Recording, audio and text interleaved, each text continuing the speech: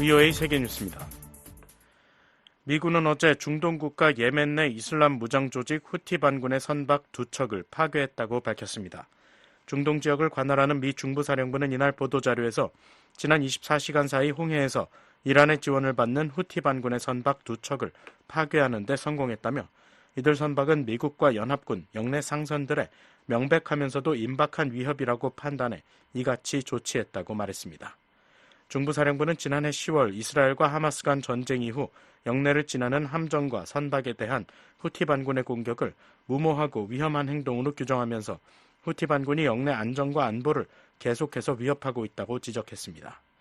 한편 예멘 인근 홍해상에서 이날 라이베리아 국적 유조선 아틀란티카호와 파나마 국적 유조선 온피닉스호가 공격을 받았다고 홍해 아덴만의 해상 위협 정보를 공유하는 다국적 해군 감시 조직 합동해상정보센터가 밝혔습니다.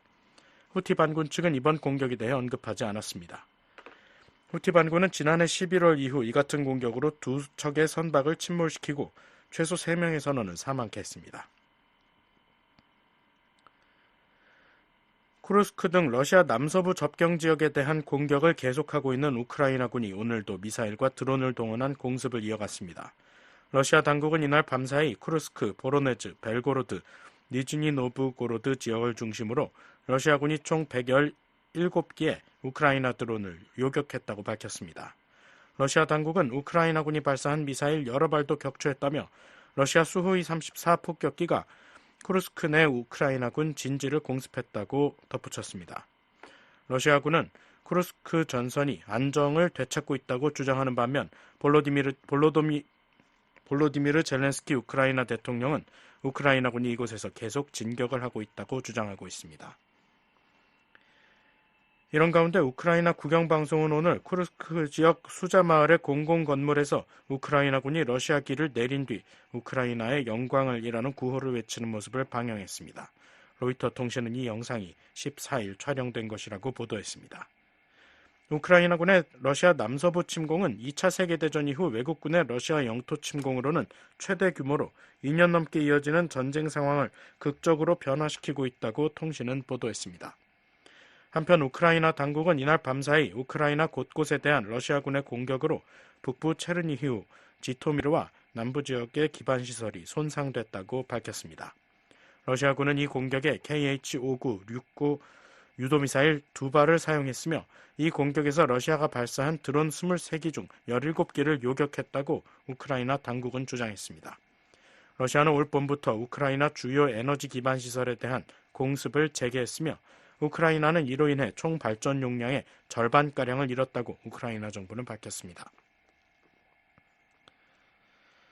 기시다 후미오 일본 총리가 다음 달로 예정된 집권 자민당 총재 선거에 출마하지 않겠다고 오늘 밝혔습니다. 기시다 총리는 이날 오전 총리 관저에서 기자회견을 열고 이번 선거에서는 국민들께 자민당이 바뀔 것이라는 점을 보여줄 필요가 있다고 말했습니다. 이어 투명하고 열린 선거, 자유롭고 개방된 토론이 중요하다면서 자민당의 변화를 보여줄 가장 이해하기 쉬운 첫 단계는 내가 한 발짝 물러나는 것이라며 출마하지 않겠다는 뜻을 밝혔습니다. 아울러 최근 자민당 일부 의원들이 이야기한 심각한 사태에 대해 당대표로서 책임을 지겠다고 말했습니다. 이번 발표는 기시다 총리 내각 지지율이 10에서 20%대에 머물러 온 가운데 자민당 내 파벌들이 연루된 정치자금 관련 추문이 불거진 이후 나왔습니다. 기시다 총리는 다음 달 새 자민당 총재가 선출되면 총리직에서 물러나게 됩니다. 한편 기시다 총리는 기자회견에서 재임 중 출산율 저하 대처, 국방력 강화, 강력한 미일 관계 수립과 주요 7개국 정상회의 개최 등 큰 성과를 낼 수 있었던 점을 자랑스럽게 생각한다고 말했습니다. 유엔 안전보장이사회는 어제 긴급회의를 열고 팔레스타인 가자지구에서의 즉각적인 휴전 등을 거듭 촉구했습니다. 로즈마리 디카를로 유엔 정무평화구축 담당 사무차장은 이날 보고에서 지난 10일 이스라엘 공군이 가자지구 중부의 학교에 공습을 가해 최소 100명이 사망하고 수십 명이 부상한 사건을 지적했습니다. 그러면서 이 공격은 이스라엘과 팔레스타인 무장정파 하마스 간의 휴전 협상과 인질 석방, 가자지구에 대한 인도적 지원 확대의 시급성을 다시 한번 강조하고 있다고 말했습니다. VOA 세계뉴스 김시영입니다.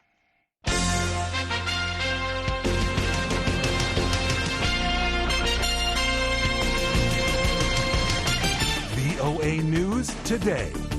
여러분 안녕하십니까? 2024년 8월 14일 수요일 VOA 뉴스투데이 2부 시작하겠습니다. 진행의 김영교입니다. 이 시간에 보내드릴 주요 소식입니다. 북한이 개성공단 내 철도 부속 건물 2개 동을 해체했습니다. 올해부터 한국 시설에 대한 철거를 가속화하고 있는 북한이 열차를 이용한 교류 가능성마저 끊어버린 것으로 풀이됩니다. 미국 국무부는 북한이 러시아의 전쟁 수행을 지원하는 것을 좌시하지 않겠다고 밝혔습니다. 북한이 미한일 안보협력 강화를 비판한 데 대해선 미한 군사훈련은 방어적 성격이며 북한의 활동과 대조된다고 강조했습니다. 미국 국방부는 한국군의 전략사령부 창설 추진과 관련해 미한 동맹을 강조하며 긴밀하게 협력해 나갈 것이라고 밝혔습니다. 내일 북한 날씨는 전 지역 대체로 흐리고 가끔 비 오는 곳 있겠습니다. 최저기온은 16에서 26도, 최고기온은 26에서 34도, 바다의 물결 동해 앞바다 0.5에서 1m, 서해 앞바다 0.5m 일겠습니다. 첫 소식입니다. 북한이 개성공단 내 철도 부속 건물 2개 동을 해체했습니다. 올해부터 한국 시설에 대한 철거를 가속화하고 있는 북한이 열차를 이용한 교류 가능성마저 끊어버린 겁니다. 함지아 기자가 보도합니다. 북한이 개성공단 경의선 선로와 연결된 건물 2개를 철거했습니다. 플래닛랩스가 최근 개성공단 일대를 촬영한 위성사진에는 개성공단의 남측 출입구에서 약 200m, 판문역을 기준으로 약 400m 떨어진 곳에 위치한 선로 옆 건물이 사라진 모습이 보입니다. 이전까진 가로 43m, 세로 21m의 직사각형 모양의 하얀색 건물이었지만 이제는 지붕과 외벽이 해치된 듯 어렴풋한 형체만을 나타내고 있습니다. 이 건물이 자리한 곳 바로 앞에는 과거 한국에서 개성공단으로 이어지는 경의선 선로가 놓여 있었습니다. 또 이 선로는 이 건물 바로 옆에서 여러 갈래로 나뉘어져 이 중 3개가 이 건물 안으로 들어가는 형태를 하고 있었습니다. 위치상으론 한국을 출발한 열차가 군사 분계선을 넘어 처음으로 지나치게 되는 시설입니다. 그러나 현재는 이 건물은 물론 바로 앞 선로 3개도 해체돼 흙바닥만을 드러내고 있습니다. 북한이 해체한 또 다른 건물은 이 지점에서 선로를 따라 개성 방면, 즉 서쪽으로 약 1.2km 떨어진 곳에 자리하고 있습니다. 앞선 건물과 마찬가지로 가로 43m, 세로 21m로 중앙에서 분리된 선로와 연결된 형태를 하고 있었지만 이제는 모두 사라지고 없습니다. 7월과 8월 초엔 북한 개성 일대에 구름이 낀 날이 많아 위성사진만으론 이들 건물의 정확한 해체 시점을 알 수는 없습니다. 다만 이들 건물이 7월 14일경 촬영된 위성사진에선 온전한 모습을 갖추고 있는 점으로 본다면 최근 1, 3주 사이에 철거 작업이 이루어진 것으로 추정됩니다. 앞서 한국통일부는 한국 정부가 2001년부터 2008년까지 경의선과 동해선 북한 측 구간 철도와 도로, 역사 건설 사업에 필요한 자재, 장비 등 1억 3,290만 달러 규모의 현물 차관을 지원했다고 밝힌 바 있습니다. 따라서 이번에 해체된 건물과 선로에도 이 자금 중 일부가 투입됐을 것으로 추정됩니다. 이번 움직임은 최근 개성공단에서 포착된 여러 변화의 연장선상에 있습니다. 특히 이 같은 변화는 김정은 국무위원장이 지난해 말 남북 관계를 적대적인 두 교전국 관계로 규정한 이후 두드러지고 있습니다. 실제로 북한은 올해 1월 지난 2020년 폭파한 개성공단 내 공동연락사무소 건물 잔해를 완전히 정리했으며 4월엔 개성공단 남측 출입구 바로 옆 가로 40m, 세로 20m 건물을 해체했습니다. 또 5월엔 북측 출입시설을 철거한 뒤 이보다 크기가 작은 출입구를 만들었습니다. 6월에는 개성공단 내 한국 회사 소유 부지에서 새로운 건물을 짓는 장면이 포착되기도 했는데 약 2개월이 지난 현재 해당 부지에선 3, 4층짜리 건물 형태를 볼 수 있습니다. 이와는 별도로 개성공단 내 공장 부지와 도로, 공터에선 버스와 승합차 등이 식별되고 있습니다. 이는 북한이 개성공단을 무단으로 가동 중이란 사실을 시사하는 대목입니다.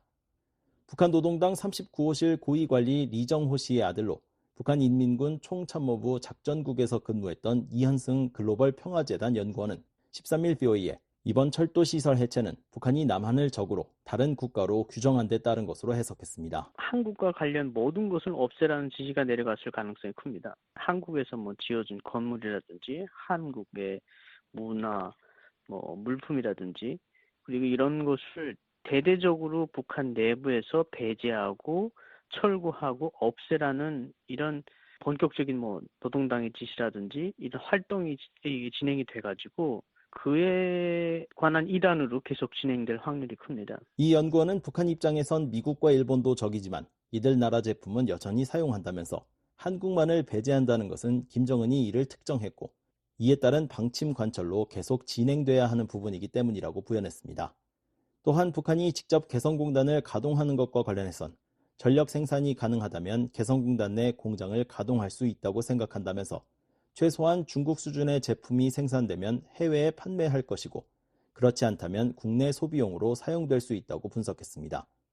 개성공단은 남북교류 활성화를 목적으로 지난 2005년 가동을 시작했으며 이후 120여 개 한국 기업체가 입주해 최대 5만 명에 이르는 북한 근로자를 고용하기도 했습니다. 그러나 2016년 2월 한국 정부는 북한의 핵과 장거리 미사일 시험 등을 이유로 공단 가동 중단을 결정했습니다. 이후 북한은 한국 측 자산에 대한 전면 동결을 선언했으며 2020년 6월엔 개성공단 내 공동연락사무소와 개성공단 종합지원센터 건물을 폭파했습니다. BOA 뉴스 함재합니다.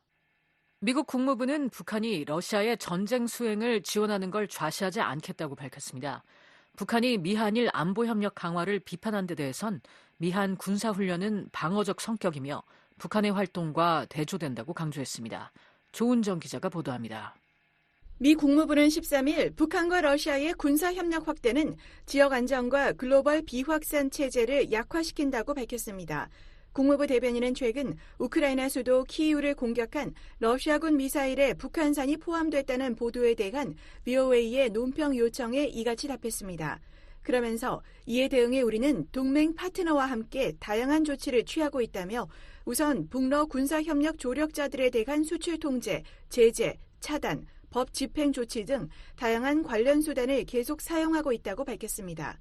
대변인은 러시아가 유엔 안보리 결의를 노골적으로 위반하면서 북한 탄도미사일을 획득하고 사용하는 것은 글로벌 비확산 체제를 약화시키려는 러시아의 거듭된 노력을 부각한다고 말했습니다. 이어 우리는 이러한 무기 이전을 계속 폭로할 것이라며 우리는 북한이 러시아의 전쟁 기계를 은밀히 지원하는 것을 허용하지 않을 것이며 러시아가 북한에 대가로 제공할 수 있는 지원에 대해 전 세계가 알아야 하기 때문이라고 말했습니다. 유럽연합 대변인도 이날 VOA에 우리는 북한이 러시아의 전쟁 노력에 대해 정치적 지원을 비롯한 그 어떤 지원도 중단할 것을 촉구한다고 밝혔습니다. 그러면서 러시아와 북한이 유엔 안보리 결의와 유엔 헌장에 대한 위반을 중단할 것도 촉구한다고 말했습니다. 대변인은 러시아가 북한과의 관계를 심화하는 것은 러시아의 고립과 절망이 깊어지고 있다는 것을 보여준다고 지적했습니다. 우크라이나 공군은 11일 러시아군이 발사한 미사일에 북한산 4기가 포함됐다고 발표했고 젤렌스키 대통령도 이날 소셜미디어 X에 올린 영상에서 러시아가 수도 키이우 공격에 북한제 미사일을 사용했다고 밝혔습니다. 미국과 세계 각국이 북한과 러시아의 무기 거래 의혹을 제기하고 있지만 두 나라 모두 이를 강하게 부인해왔습니다. 한편 국무부는 최근 김정은 북한 국무위원장이 독일 메르세데스 벤츠에 최고급 신형 스포츠 유틸리티 차를 이용하는 것으로 확인된 데 대해 각국의 대북 제재 이행을 촉구했습니다. 국무부 대변인은 러시아가 전문가 패널을 종료했지만 북한의 불법 대량 살상 무기와 탄도미사일 프로그램에 대한 모든 유엔 제재 조치를 규정하는 관련 안보리 결의는 여전히 유효하다며 북한과 모든 회원국은 이러한 결의에 명시된 의무를 계속 준수해야 한다고 말했습니다. 국무부 대변인은 상임이사국인 러시아가 거부권을 행사하고 중국이 기권을 통해 암묵적으로 거부권을 지지해 보고에 상당한 공백이 생겼다고 지적했습니다. 이어 따라서 미국은 모든 이해 관계자들과 적극적으로 협력해 국제사회가 북한의 유엔 안보리 결의 위반에 대해 적시에 정확하고 편견 없이 보고할 수 있도록 최선의 방안을 모색하고 있다고 밝혔습니다. 국무부 대변인은 이번에 고급 차량이 포착된 것에 대해선 유엔 안보리 결의는 모든 유엔 회원국이 북한에 대한 수송 차량 공급과 고급 자동차 공급을 모두 금지하도록 요구하고 있다고 지적했습니다. 이어 북한이 무책임한 행동을 중단하고 유엔 안보리 결의에 따른 의무를 준수하며 진지하고 지속적인 외교에 나서야 한다는 강력하고 단합된 메시지를 국제사회가 보내는 것이 중요하다고 강조했습니다. 2013년부터 2017년까지 국무부 제재 담당 조정관을 지낸 데니얼 프리드 전 폴란드 주재 미국 대사는 북러 협력이 심화되는 가운데 각국이 제재 이행 노력을 배가해야 한다고 강조했습니다. free world countries need to cooperate on sanctions and on export controls and do a better job. 프리드 전 대사는 자유세계 국가들이 제재와 수출 통제에 대해 협력하며 구멍을 막고 첨단 기술을 제3국에 판매한 뒤에는 러시아나 북한으로 환적하는 기업을 추적하는 일을 더 잘해야 한다고 말했습니다. 국무부는 또한 미한일 안보협력 강화가 한일을 핵전쟁 대포밥으로 만들었다는 북한의 주장도 일축했습니다. 국무부 대변인은 미한일 3국의 오랜 양자, 3자 군사훈련은 군사 대비태세와 지역 안보를 유지하기 위한 것이라며 북한의 탄도미사일 발사와는 달리 우리의 훈련은 유엔 안보리 결의에 의해 금지되지 않았다고 말했습니다. 또 미한 군사훈련은 일상적이고 방어적인 성격이라며 훈련의 날짜와 활동 등을 사전에 발표함으로써 위험을 줄이고 투명성을 증진하고 있다고 말했습니다. 이어 이러한 접근 방식은 민간 해상, 항공교통에 용납할 수 없는 위험을 초래하고 영내 불확실성을 높이는 북한의 예고 없는 미사일 발사와 기타 군사활동과는 완전히 대조적이라고 지적했습니다. 북한 조선중앙통신은 13일 최근 토니 블링컨 국무장관, 로이드 오스틴 국방장관, 제이크 설리번 백악관 국가안보보좌관이 워싱턴 포스트에 공동 기고한 글을 유치한 글장난이라며 미한의 안보협력 강화가 일본과 한국에 벗어날 수 없는 핵전쟁 대포밥의 멍해를 깊숙이 씌워졌다고 주장했습니다. 한편 북한의 대남 오물풍선이 발견된 한국 경기도 파주시의 야산에서 산불이 난 데 대해 국무부 대변인은 동맹인 한국과 긴밀한 공조하에 상황을 감시하고 있다고 밝혔습니다. 이어 북한의 계속되는 도발은 필사적이고 역겨우며 잠재적으로 위험하다며 북한이 이러한 행동을 중단하고 대화에 복귀할 것을 촉구한다고 말했습니다. 한국 소방당국은 13일 경기도 파주시 탄현면 금산리의 한 야산에서 발생한 화재가 북한의 오물풍선으로 인한 것으로 추정하고 정확한 원인을 조사 중입니다. VOA 뉴스 조은정입니다. 미국 국방부는 한국군의 전략사령부 창설 추진과 관련해 미한 동맹을 강조하며 긴밀하게 협력해 나갈 것이라고 밝혔습니다. 북한 대표단의 러시아 무기 전시회 참가에 대해선 관련 동향을 면밀히 주시할 것이라는 입장을 재확인했습니다. 안소영 기자입니다.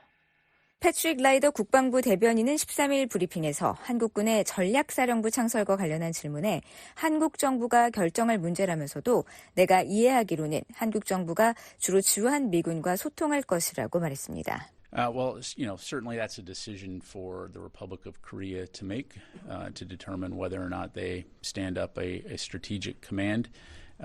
그러면서 우리는 긴밀한 동맹국이며 우리는 계속해 한반도 방어와 인도태평양 전역의 광범위한 영내 안보 및 안정을 위해 매우 긴밀하게 협력해 나갈 것이라고 강조했습니다. 앞서 한국군 합동참모본부와 한미연합사령부는 지난 11일 오는 19일부터 29일까지 실시되는 을지 자위의 방패훈련에서 오는 10월 창설 예정인 전략사령부 창설 검증을 위한 임무 수행 능력 최종 평가를 진행한다고 밝힌 바 있습니다. 한국 합참 산하로 올해 하반기 중 창설되는 전략사는 한국군의 전략자산을 통합 지휘하며 적의 핵 및 대량살상 무기 공격을 억제하는 임무를 맡을 것으로 알려졌습니다.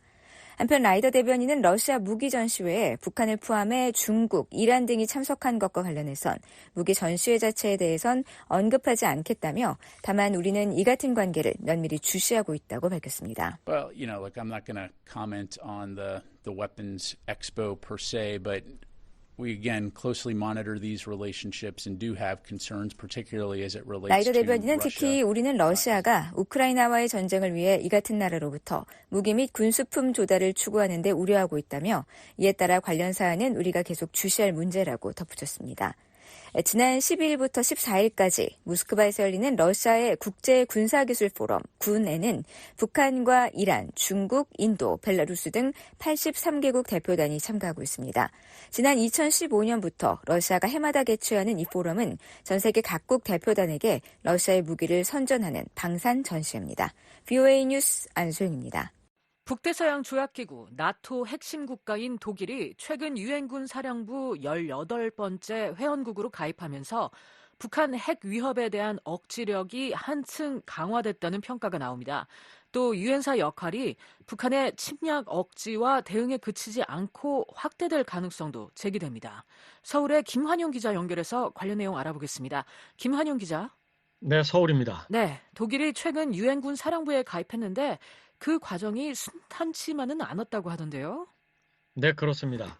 한국전쟁 직후 의료진을 파견했던 독일은 지난 2일 유엔사 18번째 회원국으로 합류했습니다. 독일의 유엔사 가입은 지난 2019년부터 논의됐습니다. 당시 미국은 유엔사 확대 차원에서 독일을 참여시키려 했고 독일도 이를 추진했지만 문재인 당시 한국 정부의 반대로 무산됐습니다. 유엔사 참여국은 한국의 요청으로 한국의 자위권 행사를 지원하기 위해 파견된 것이므로 신규 파견을 위해선 한국의 동의가 전제돼야 합니다. 문재인 정부는 종전선언과 정전협정의 평화협정 대체를 추진하며 정전협정 체제의 대표적 기구인 유엔사 확대를 원치 않았다는 관측이 나왔습니다. 네, 그렇다면 이번에 독일 가입은 어떻게 성사된 건가요? 윤석열 대통령이 2022년 집권하면서 한국 정부 기조는 유엔사 역할을 중시하는 방향으로 바뀌었습니다. 유사시 자동으로 한국을 도울 수 있는 유엔사가 북한의 남침을 차단하는 억제 요인이 되므로 유럽의 경제, 군사 강국인 독일 가입이 국가안보에 도움이 된다고 판단한 겁니다. 박원곤 이화여대 북한학과 교수입니다. 그간에 북한이 상대를 해야 되는 대상은 한미 동맹이었는데 그것이 한미 일로 확대되고 거기에 더불어서 이제 인태 지역의 국가들 현재 시점에서 이제 나토의 핵심 동맹국까지 같이 협력을 한다라는 것은 그냥 숫자적인 측면에서 북한이 대응해야 될 훨씬 늘어난 거고 더군다나 독일같이 능력 있는 국가가 들어올 경우에는 북한의 입장에서는 더 큰 위협을 그리고 한미 입장에서는 억제력을 강화하는 형태가 되는 거죠. 유엔사는 한국전쟁 발발 직후 유엔 결의로 결성된 다국적 연합군 사령부입니다. 1953년 7월 27일 정전협정 체결 이후엔 정전협정 관리와 유사시 미한 연합사령부 전력 지원 임무를 맡고 있고 유사시 일본에 있는 7개 유엔사 후방기지를 통해 미국을 비롯한 18개 전력 제공국의 병력과 장비가 한반도로 전개됩니다. 김 기자, 유엔사 존재 자체를 못마땅하게 여겼던 북한으로선 오히려 유엔사 회원국이 늘어나는데 반발하겠군요. 네, 그렇습니다. 북한은 유엔사 존립이 주한미군 주둔의 근거가 되고 있다는 점에서 유엔사를 눈엣 가시처럼 여겨왔습니다. 북한 외무성은 지난 6일 유엔사는 미국 주도의 다국적 침략기구라고 주장하면서 독일의 유엔사 가입에 대해 한반도의 평화와 안정을 파괴하고 정세를 격화시키는 행위로 강력 규탄한다고 밝혔습니다. 경남대 극동문제연구소 이물출 교수는 북한이 미국은 아시아판 나토를 만들려고 한다고 주장한다며 이를 중러와의 군사적 연대를 강화하는 명분으로 활용하려 한다고 분석했습니다.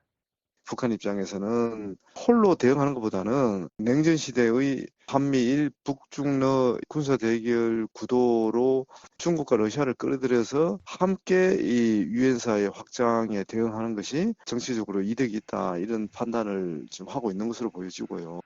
네, 그런데 독일의 유엔사 가입을 계기로 유엔사 역할이 확대될 것이다. 이런 전망이 나오는 것도 사실 아닌가요? 네, 그렇습니다.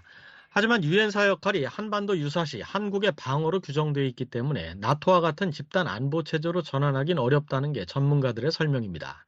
한국 정부 산하 국책연구기관인 통일연구원 조한범 박사는 그러나 유엔사의 역할이 단순히 북한 침략 억제와 대응을 넘어 지역 안보 차원에서의 실질적 역할로 확대될 수는 있을 것으로 내다봤습니다. 조 박사는 중국은 물론 러시아도 한반도 유사시 군사 개입의 길이 열린 새로운 국면에서 유엔사는 중러를 견제하는 기능을 수행하게 될 것이고 이는 유엔사를 확대하려는 미국의 전략적 의도이기도 하다고 말했습니다. 중국하고 북한은 동맹 관계거든요. 유사시에 군사 개입을 할 수가 있게 돼 있고 이번 6월 달에 포괄적인 전략적 동반자 관계에 대해서도 러시아도 군사 개입을 할 수 있게 돼 있거든요. 그렇게 보면은 사실은 북한을 주적으로 하지만 그러나 그 배경에 중국은 또 러시아도 당연히 대상이 된다. 적으로도 이렇게 볼 수 있죠. 나토 핵심 국가인 독일의 유엔사 가입은 유럽의 아시아에 대한 영향력 강화 차원으로도 볼 수 있을까요? 네, 유럽 주요 국가들은 동아시아를 포함한 인도태평양 지역에 대한 관심을 넘어 영향력을 확대하려는 움직임을 보이고 있는 게 사실입니다. 특히 러시아의 우크라이나 침공이 독일의 유엔사 가입 결정에 영향을 주었다는 분석도 나옵니다. 북한이 러시아에 무기를 지원하면서 한반도와 유럽 안보가 연동되는 상황이 현실화하고 이에 따라 유럽연합 주축 국가인 독일이 동북아 정세에 관여해야 할 필요가 생겼다는 겁니다.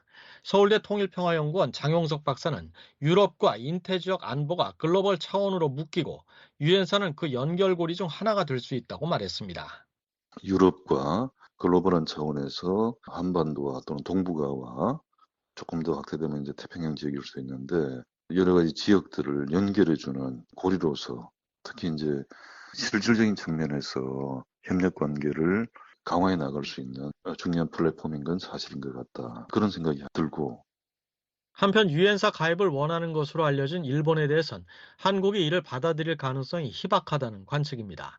조한범 박사는 한반도 유사시 후방기지로서의 일본의 역할은 분명하지만 한국이 일본의 군사력이 한반도에 직접 투사하는 것을 허용하기엔 양국 갈등 현안들이 많다고 말했습니다. 서울에서 VOA 뉴스 김환용입니다.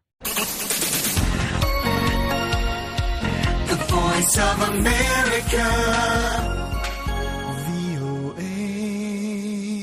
유엔 안보리 대북제재위원회 의장국인 스위스가 이달 말 90일 활동 내용을 비공개로 안보리에 보고할 예정입니다. 한편 대북제재위원회에 이행 보고서를 제출하지 않은 유엔 회원국은 여전히 전체의 3분의 1에 달합니다. 조은정 기자입니다. 유엔 안보리 1718 위원회 일명 대북제재위원회 의장국인 스위스가 오는 29일 안보리 이사국들의 지난 3개월간의 활동 내용을 보고할 예정입니다. 대북제재위 의장국은 90일마다 주기적으로 활동 내용을 보고해야 하며 이번 의장국 보고는 대북제재위 산하 전문가 패널이 4월 30일 활동을 종료한 이후 이루어지는 두 번째 보고입니다.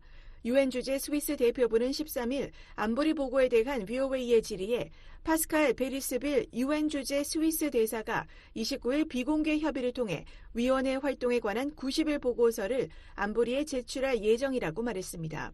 그러면서 위원회 활동에 대한 90일 보고서는 공개되지 않는다고 덧붙였습니다. 스위스 대표부는 전문가 패널 없이 대북 제재에 대한 정보는 어떻게 수집하고 있느냐는 VOA의 질문에는 답하지 않았습니다. 유엔 안보리는 지난 3월 28일 전문가 패널 임기 연장안을 표결에 붙였지만 상임 이사국인 러시아가 거부권을 행사하고 중국이 기권하면서 부결됐고 이에 따라 5월 1일 패널 활동이 공식적으로 종료됐습니다. 미 한일 3국은 새로운 대북 제재 감시 체계에 연내 발족을 추진하고 있습니다. 데니얼 크리튼브링크 미 국무부 동아시아 태평양 담당 차관보와 조구레 한국 외교부 외교전략정보본부장, 나마즈 히로유키 일본 외무성 아시아대양주 국장은 7일 유선 협의를 갖고 러시아의 거부권 행사로 대북제재위 전문가 패널의 임무가 종료됐지만 안보리 대북제재 결의 이행을 더욱 철저히 감시하고 알리기 위한 대체 메커니즘 설립 및 연내 발족을 위해 관련 협의를 가속화하기로 했다고 밝혔습니다. 유엔 안보리 대북제재위원회 전문가 패널에서 활동한 후르카와 가스이사 전 의원은 최근 VOA와의 전화통화에서 미 한일 3국이 새로운 감시 메커니즘을 구축하기로 한 3자 합의는 상당히 중요하다고 말했습니다. So it's very important to have some multilateral network. And 후르카와 전 위원은 다자간 네트워크를 갖추는 것이 매우 중요하고 유엔 안보리 제재가 없는 상황에서 뜻있는 유엔 회원국들이 서로 협력해 조사할 수 있는 독립적인 공동기구를 설립하는 것이 매우 중요하다고 강조했습니다. 한편 유엔 안전보장이사회에 대북 제재를 이행했다는 보고서를 제출하지 않은 유엔 회원국이 여전히 32% 수준으로 나타났습니다. 유엔 안보리는 북한에 대한 제재 결의를 채택할 때마다 각국이 90일 이내에 제재 이행과 관련한 규정을 자국법에 편입시켰는지, 특정 제재를 잘 이행하는지 등을 담은 보고서를 안보리에 제출하도록 했습니다. 하지만 안보리 웹사이트에 따르면 193개 유엔 회원국 중 이행 보고서를 한 번도 내지 않은 나라가 여전히 63개에 이르는 것으로 나타났습니다. 올해 대북제재위원회에 이행 보고서를 낸 나라는 슬로베니아와 튀르키예 단 2개국에 불과합니다. VOA 뉴스 조은정입니다. 스위스 정부가 간첩 혐의를 받는 캐나다인 북한 전문가를 체포해 조사하고 있다고 확인했습니다. 캐나다는 영사 담당자가 스위스 당국과 접촉 중이라고 전했습니다. 안소영 기자입니다. 스위스 연방검찰이 13일 북한 전문가로 활동하던 캐나다인 체포와 관련해 조사가 진행 중이라고 밝혔습니다. 스위스 연방검찰공보실은 이번 사건에 대한 BOA의 논평 요청에 이같이 밝히며 일반적으로 OAG는 간첩행위 분야에서 진행 중이거나 가능성이 있는 형사소송 및 예비조사에 대해서는 언급하지 않는다고 덧붙였습니다. 이어 OAG는 최대한 투명하게 소통하기 위해 노력하고 있다고 설명했습니다. 다만 검찰 당국이 최상의 조건에서 업무를 수행할 수 있도록 하는 것도 공익에 부합한다며 간첩 행위는 정의상 특정 수사의 비밀 유지가 특히 중요한 영역이라고 표현했습니다. 캐나다 외교부는 이날 BOA에 캐나다 시민이 스위스에 구금된 사실을 인지하고 있다면서 영사 담당자들이 현지 당국과 접촉하고 있다고 설명했습니다. 다만 개인정보 보호를 위해 추가 정보는 공개할 수 없다고 말했습니다. 앞서 독일 주간지 슈피겔과 스위스 신문 타게스안차이거 등은 지난 9일 전직 유엔 직원이자 북한 전문가로 활동하던 캐나다 국적 남성이 스위스에서 간첩 혐의로 체포됐다고 보도했습니다. 보도에 따르면 이 남성은 스위스 연방정보국에 의해 지난 2021년부터 중국 요원으로 보이는 인물과 만나 북한 관련 정보 등을 제공하는 대가로 현금을 받은 사실이 적발됐습니다. 이 남성은 유엔기구에서 일하는 동안 북한을 여러 차례 방문했으며 제네바에선 환경 컨설턴트 직함을 가지고 북한 외교관 등 북한 인사와 친분을 유지해온 것으로 알려졌습니다. 현재 이 남성은 스위스에 수개월째 구금된 상태며 스위스 검찰은 간첩 혐의를 적용해 기소할 죄를 두고 수사 중이라고 매체들은 전했습니다. 한편 지난 2018년에도 북한과 관련 있는 캐나다 국적의 대북 사업가와 전직 외교관이 외국을 위한 국가 기밀과 정보 수집 혐의로 중국에 체포된 사례가 있습니다. 국제 분쟁 전문 탱크탱크인 국제위기그룹 소속으로 북한 관련 보고서를 작성하던 전직 외교관 마이클 코프릭과 백두 문화교류사를 운영하며 외국인들의 북한 관광 및 투자를 주선해온 마이클 푸세이버입니다. 이들은 멍한저우 중국 화웨이 부화장이 이란 제재법 위반 혐의로 캐나다에서 구금된 시기에 각각 체포됐습니다. 중국 외교부는 당시 이들의 정식 체포 사실을 알리며 검찰의 승인을 거쳐 마이클 코프릭은 외국을 위한 국가 기밀과 정보 수집 혐의로 또 마이클 스페이버는 외국을 위해 불법으로 국가 기밀을 훔치고 제공한 혐의로 체포했다고 밝혔었습니다. 加拿大纠结一些国家发表所谓的反对任意拘押宣言 이후 코프릭과 스페이버는 중국에 구금된 지 2년 9개월 만에 석방됐습니다. BOA 뉴스 안소영입니다. 북한이 중고 선박을 구매한 정황이 또다시 포착됐습니다. 작년까지 중국 선박이었던 화물선 2척이 북한 깃발을 달았는데 모두 유엔 안보리 결의 위반입니다. 함지아 기자입니다. 전 세계 선박의 등록 현황을 보여주는 국제해사기구 IMO의 국제통합해운 정보 시스템 GISIS에 최근 새로운 북한 선박 2척이 등재됐습니다.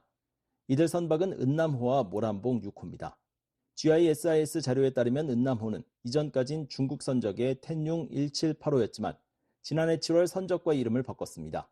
이는 은남호가 지난해 북한 해사기구에 등록됐지만 IMO에는 이 같은 사실이 약 1년 1개월 만에 보고됐다는 것을 의미합니다.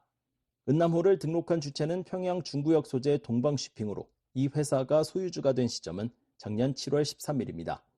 중량 톤수 2,969톤인 은남호는 2008년에 건조된 비교적 신식 선박입니다. 건조 첫 해부터 줄곧 중국 선적의 진룽 185와 텐룽 1785로 운항되다가 지난해 북한 선박으로 다시 태어났습니다. 또 다른 선박 모란봉 6호는 중국 선적의 자성호가 북한 깃발을 단 경우입니다. GISIS는 모란봉 6호가 북한 깃발을 단 시점을 작년 3월로 안내하고 있습니다. 이는 은남호와 마찬가지로 북한이 뒤늦게 모란봉 6호의 등록 사실을 IMO에 보고했다는 것을 의미합니다. 2,998톤급 선박인 모란봉 6호는 평양 모란봉 구역 소재 모란봉 쉬핑 회사가 선주로 등재돼 있습니다. 중국 선박이 갑자기 북한 선박이 돼 나타났다는 것은 북한이 해당 선박을 구매했을 가능성을 나타냅니다. 유엔 안보리는 지난 2016년 채택한 대북결의 2325를 통해 유엔 회원국이 북한의 선박을 판매하거나 북한 선박을 구매하지 못하도록 했습니다.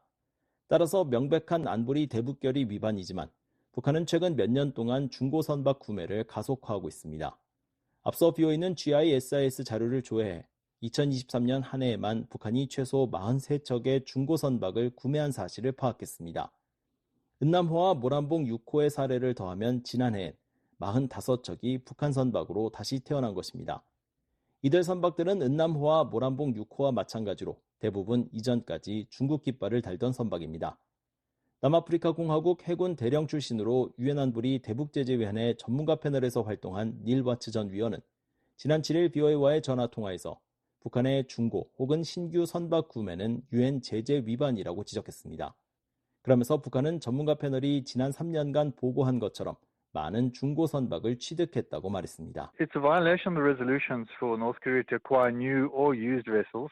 Obviously in this case they've acquired a whole lot of used vessels. 이어 지난 3년간 50에서 70척의 선박을 인수한 것으로 추정된다면서 선박의 명의를 도용하고 바꾸는 행위를 많이 해서 정확한 내용은 파악하기 어렵지만 북한이 선박 시장에 접근하고 있는 것만큼은 분명하다고 지적했습니다. BOA는 중국 정부와 유엔 주재 북한 대표부에 관련 내용을 문의한 상태로 현재 답변을 기다리고 있습니다. 최근 중국 해역과 공해상에선 북한 선박의 운항이 크게 늘었습니다. 앞서 BOA는 선박의 위치 정보를 보여주는 마린 트래픽 자료를 분석해 이달 1일부터 약 일주일간 운항 기록을 남긴 북한 선박을 74척으로 집계했습니다. 이는 강화된 국제사회 대북 제재로 선박의 운항이 급감했던 2018년에 약 10척에 비해 6에서 7배나 많은 수준입니다. 특히 북한이 최근 몇 년 사이 구매한 중고 선박이 이들 중 상당수를 차지하고 있다는 점은 주목할 만한 변화입니다. 북한이 노후 선박을 새로운 선박으로 교체해 해외 운항에 투입하고 있다는 점을 추정할 수 있기 때문입니다. 실제로 북한이 새롭게 등록한 선박은 모두 2002년에서 2009년 사이에 건조됐습니다. 선박의 사용 기한을 20에서 30년으로 정한 한국, 일본 등 선진국 기준으로는 구식 중고 선박이지만 건조된 지 40년이 넘는 선박을 여전히 운영 중인 북한 입장에선 상대적으로 신식 선박을 구매한 셈입니다. 앞서 선박 전문가인 우창해운의 이동근 대표는 북한이 노후화된 만톤급 이하 중소형 선박을 그나마 덜 노후화된 중고 선박으로 대체하려는 것으로 분석된다고 밝힌 바 있습니다. 그러면서 선박이 오래되면 도저히 고쳐 쓸 수 없는 한계가 올 수밖에 없다며 만톤급 이하 선박 거래에 각별한 주의가 요구된다고 말했었습니다. BOA 뉴스 함지아입니다. 지난달 발생한 홍수 등 자연재해로 올해 북한 수확량이 감소할 것으로 유엔이 전망했습니다. 북한이 자연재해에 취약한 근본적인 이유는 재난관리 시스템이 열악하기 때문이라는 지적도 나옵니다. 안소영 기자입니다. 유엔 식량농업기구 FAO가 12일 지난 7월 내린 집중호우로 북한의 주요 식량 작물이 침수되는 등 피해가 발생했다며 올해 수확량이 감소할 위험이 커지고 있다고 말했습니다. FAO 세계정보조기경보국은 이날 북한 관련 보고서에서 지난 5월과 6월엔 평균 강우량이 유지돼 작물의 초기 생장에 도움이 됐다며 하지만 북한의 곡창지대인 황해 남북도와 평안 남북도의 7월 강우량은 평균 대비 80%까지 증가했다면서 이같이 전망했습니다. 그러면서 아직 작물 피해에 대한 상세한 평가는 이루어지지 않았지만 저지대의 논작물이 특히 피해를 봤을 가능성이 크다고 지적했습니다. 아울러 최신 기상예보에 따르면 오는 8월부터 10월까지 평균 이상의 강수량이 예고돼 있다며 폭우는 침수를 악화하고 홍수로 이어져 심각한 농업 피해와 인구 이동을 초래할 수 있다고 말했습니다. 또한 같은 기간 동안 평균 이상의 기온이 예보돼 해충 및 질병 발생이 증가해 잠재적으로 수확량이 감소할 위험이 높아진다고 지적했습니다. 앞서 북한 노동당 기관지 노동신문은 지난달 18일 전반적 지역에서 장마가 시작됐다며 지난달 17일 개성시 461mm, 개풍군 350mm 등 황해 남도와 황해 북도의 일부 지역에서 많은 비가 내렸다고 보도했습니다. 그러면서 현재 예상보다 많은 비가 내리는 것과 관련해 개성시에는 폭우, 많은 비 특급 경보가, 황해 남북도 남부와 강원도 남부의 일부 지역에는 중급 경보가 발령됐다고 전했습니다. 제롬 소바주 전 유엔개발계획 평양사무소장은 BOA에 이처럼 북한의 농업 환경이 자연재해에 취약한 근본적인 이유는 열악한 재난관리 시스템에 있다고 지적했습니다. 그러면서 북한 당국은 관련 역량을 높일 혁신적인 변화를 모색해야 한다고 말했습니다. They have not had a lot of early warning system, disaster risk management system. You know, a disaster risk management system is a combination. If we could continue to work on 소바주 전 소장은 북한은 조기경보 시스템 등 재난위험관리 시스템이 별로 없고 재난을 관리할 사회 기반 시설 등이 열악한데도 정부가 이에 대한 투자를 거의 하지 않고 있다고 지적했습니다. 그러면서 북한 정부는 주민들의 복지 등 민생보다 항상 정권 안보에 초점을 맞춘다고 말했습니다. BOA 뉴스 안소영입니다. 미국의 한반도 전문가들은 타이완 급변 사태 시 한국과 일본의 역할이 다르다고 지적했습니다. 일본은 할 수 있는 모든 지원을 해야 하지만 한국은 북한의 위협을 억제하는 데 집중해야 한다는 설명입니다. 또 미한일 3국 안보협력 프레임워크가 전례 없는 방위력을 제공한다고 평가했습니다. 아울러 한국은 중국 자극에 대한 우려보다 규칙에 기반한 국제 질서를 지원해야 한다고 말했습니다. 10일 BOA 워싱턴 톡에 출연한 케네스 와인스타인 허드슨 연구소 일본 석좌와 데이비드 맥스웰 아태전략센터 부대표의 대담을 전해드리겠습니다. 토니 블링컨 국무장관과 로이드 오스틴 국방장관 그리고 제이크 설리번 백악관 국가안보보좌관이 워싱턴 포스트 공동기고문을 통해 미한일 3국 협력 강화를 강조했습니다. 최근 윤석열 한국 대통령을 만나셨는데요. 케네스 와인스타인 석좌님. 한국과 일본인 인도태평양의 안정과 번영을 증진하는 데 어떻게 더 기여할 수 있다고 생각하십니까? 또 윤 대통령과의 대화를 통해 양국의 잠재적 역할과 관련해서 어떤 식견을 얻으셨나요? First, you talked about the op-ed in the Washington Post by Secretaries Blinken, Austin, and National Security Advisor Sullivan. 먼저 블링컨 국무장관과 오스틴 국방장관, 설리번 국가안보보좌관의 워싱턴 포스트 공동기고문에 대해 말씀하셨는데요. 그들은 인도 태평양에서의 미국 외교가 미국 주도의 허브 앤 스포크 방식에서 통합되고 상호 연결된 파트너십으로 업그레이드되고 있다고 강조했습니다. 오커스나 미한일 3국, 미일 필리핀 3국, 쿼드나 인도태평양 경제 프레임워크 등 동맹 파트너들과 함께 공동의 도전에 대처하기 위해서죠. 그 성과로는 일본의 방위비 투자 증가와 한국의 동남아 경제 관여 증가, 미국과 필리핀의 군사협력 같은 것들이 포함되는데요. 저는 나토 정상회의에서 윤석열 대통령과 토론을 주최할 수 있어 영광이었습니다. 불명한 것은 윤 대통령은 점점 커지는 북한 문제, 특히 북한 러시아의 군사적 경제적 협력에 대처하기 위해 3국 협력을 강화할 필요성을 강조했습니다.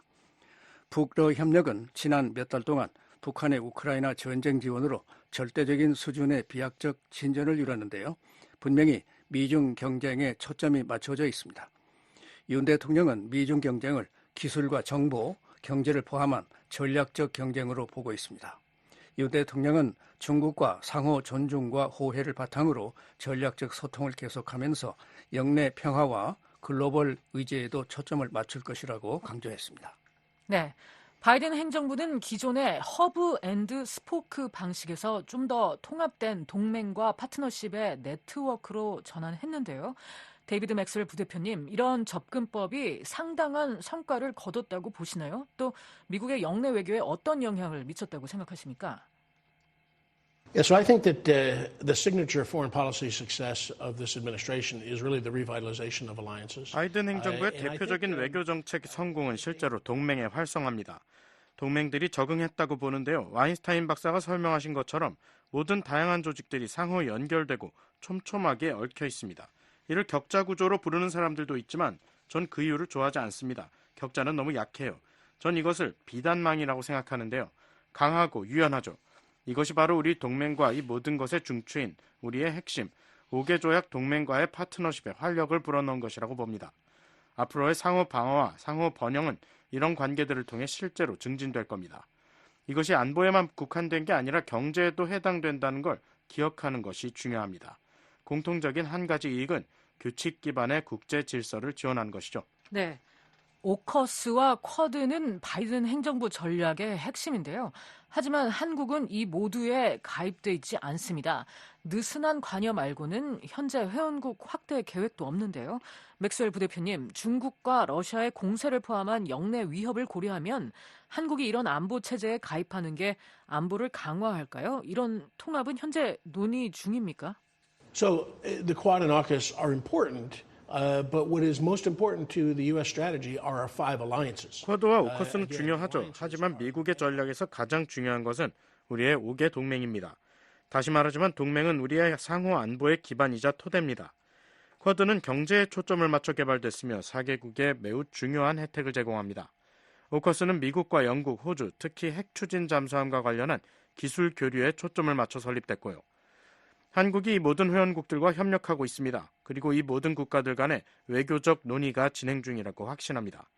하지만 한국의 공식 가입 여부는 현존하는 협력만큼 중요하지는 않습니다. 그렇기 때문에 한국에 있어서 가장 중요한 것은 일본, 미국과의 3자 협력입니다.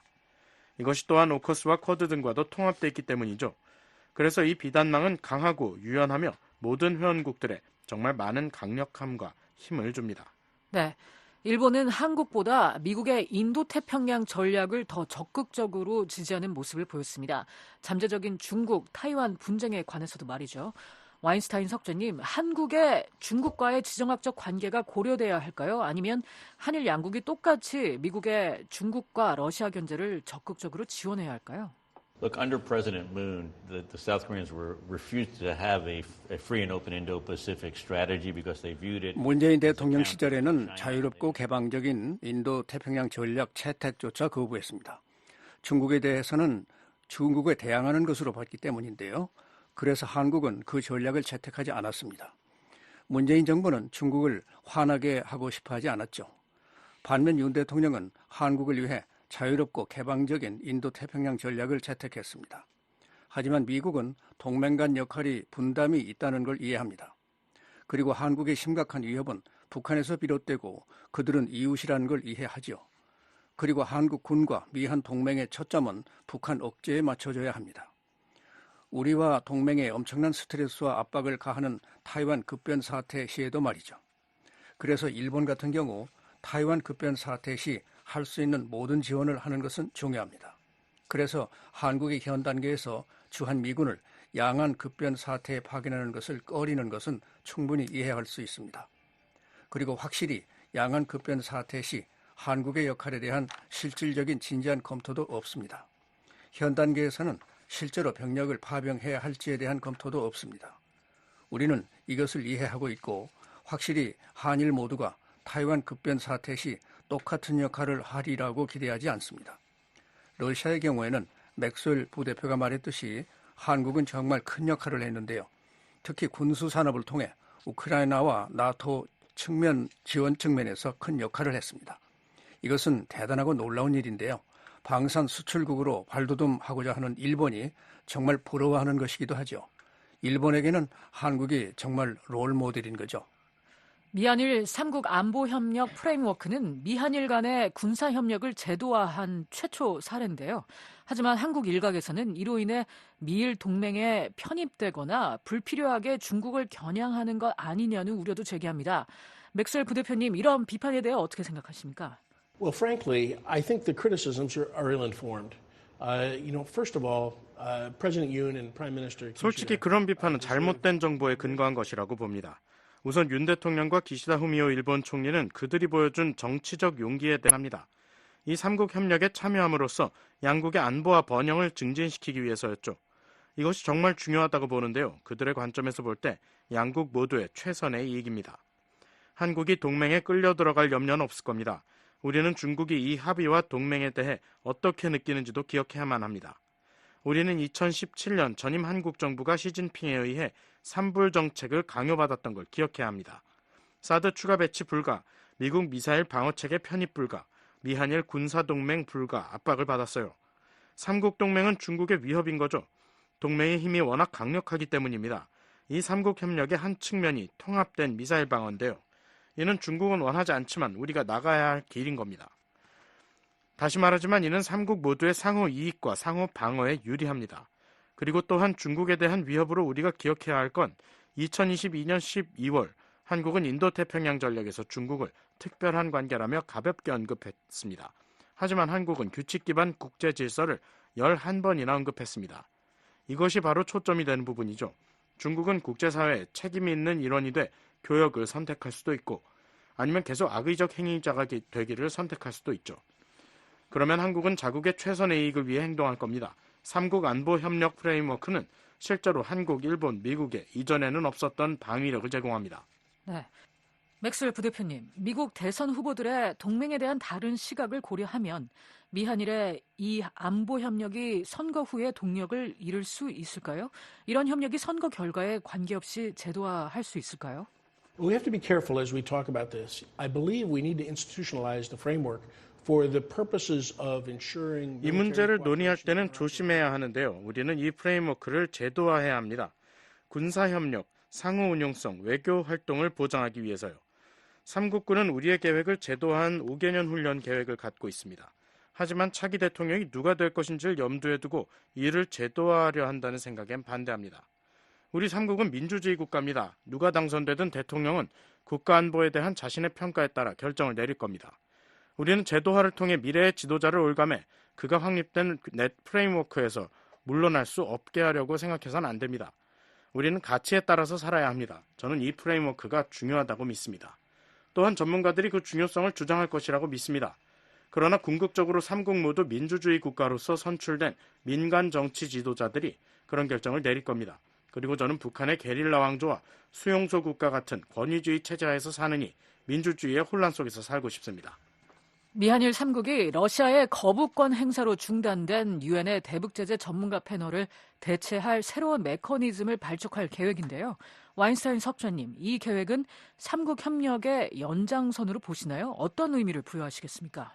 This is not an official proposal quite yet from the three governments, but the idea really is to continue the UN's work, which was very effective. 미한일 대북 제재 감시 체계는 삼국 정부의 공식 제안은 아직 아니지만 2017년부터 2020년까지 매우 효과적이었던 유엔의 활동을 계속 이어가자는 취지인데요. 새 체계는 미한일이 주도하고 호주, 뉴질랜드 같은 뜻을 같이 하는 국가들이 동참해 유엔 안팎에서 새로운 방안을 모색하고 전문가 패널의 활동이 중단되지 않도록 하는 것입니다. 저는 이것이 유엔이 우크라이나에서 실패했기 때문에 G7이 우크라이나에서 하는 활동과 유사하다고 보는데요. G7이 대러 경제 제재와 기타 노력을 조율하고 추진하려는 시도와 비슷하다는 겁니다. 지금까지 케네스 와인스타인 허드슨 연구소 일본 석좌와 데이비드 맥스웰 아태전략센터 부대표의 대담 들으셨습니다.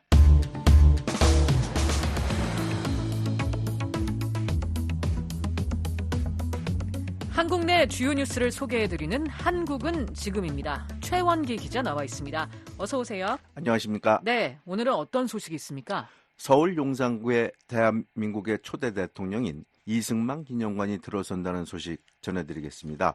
이어서 북한의 핵미사일에 대응하기 위해 한국군이 전략사령부를 창설한다는 내용 전해드리겠습니다. 네, 먼저 이승만 기념관 소식부터 살펴볼까요?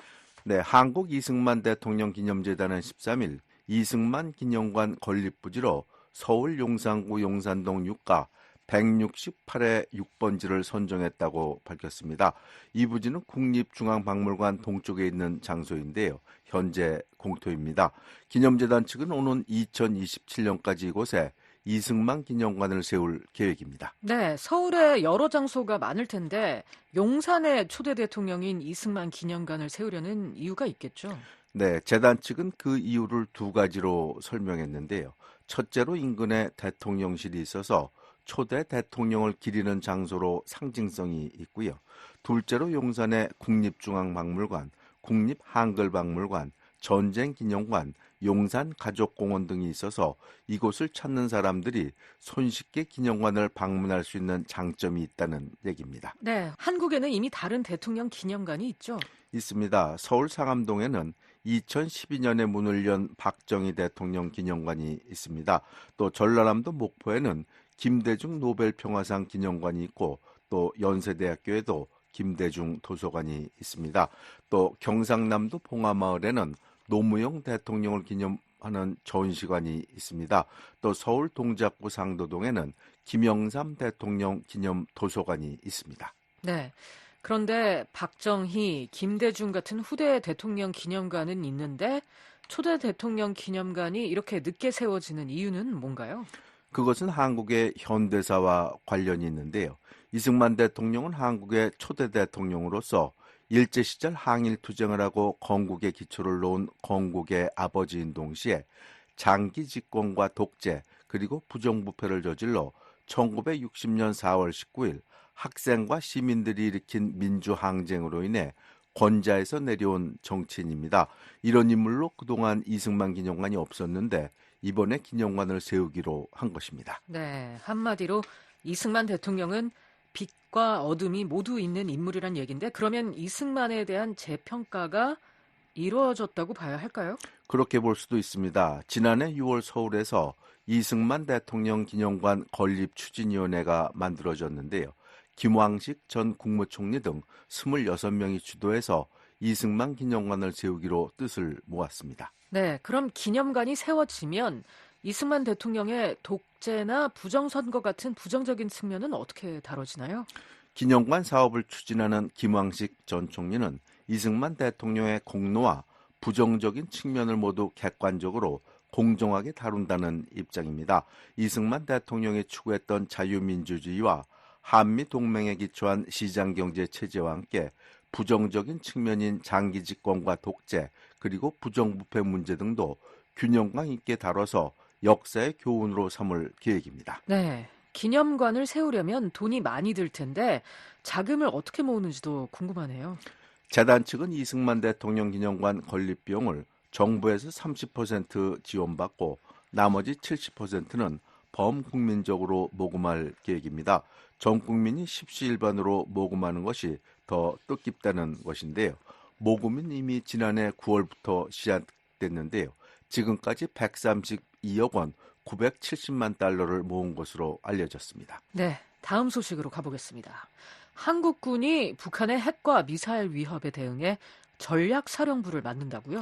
네, 북한의 핵과 미사일 위협이 날로 고도화되고 있습니다. 올해 북한은 48발의 미사일을 발사하고 또 최근에는 신형 전술탄도미사일 발사대 250대를 전방에 배치하려는 등 긴장이 고조되고 있는데요. 한국군은 이에 대응해 전략사령부를 창설할 계획입니다. 네, 전략사령부가 어떤 역할을 할 부대일지 좀 설명해 주시죠. 네, 전략사령부는 한국군 합동참모본부 산하에 창설되는데요.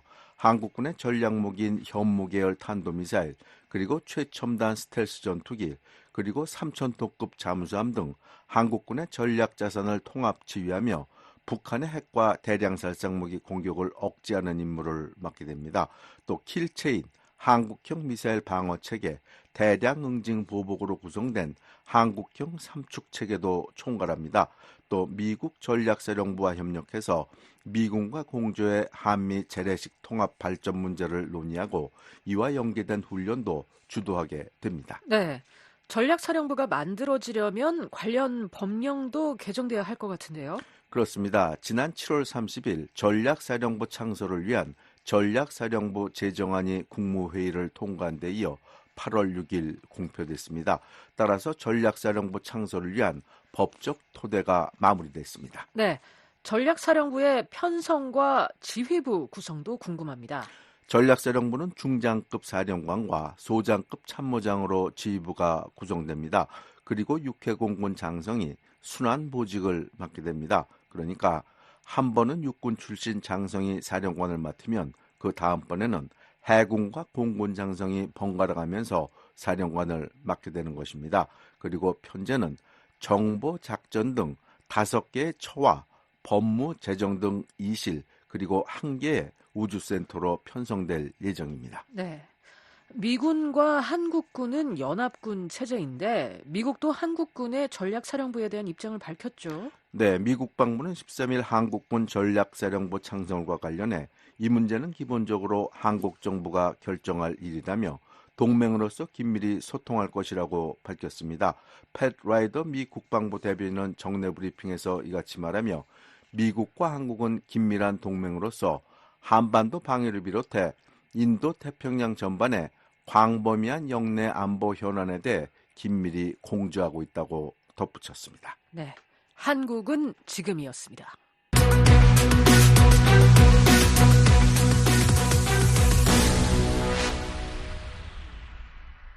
지금까지 VOA 뉴스투데이 2부 들으셨습니다. 잠시 후에는 세계 뉴스에 이어 여기는 워싱턴입니다가 방송됩니다. 여러분의 많은 애청 바랍니다. VOA 방송은 인터넷으로도 들으실 수 있습니다. 인터넷 웹사이트 주소는 www.voakorea.com입니다. 다시 듣고 싶은 프로그램이나 방송 원고를 보기 원하는 분은 www.voakorea.com을 방문하시기 바랍니다. 24시간 접속 가능한 VOA 웹사이트를 통해 언제든지 함께해 주시기 바랍니다.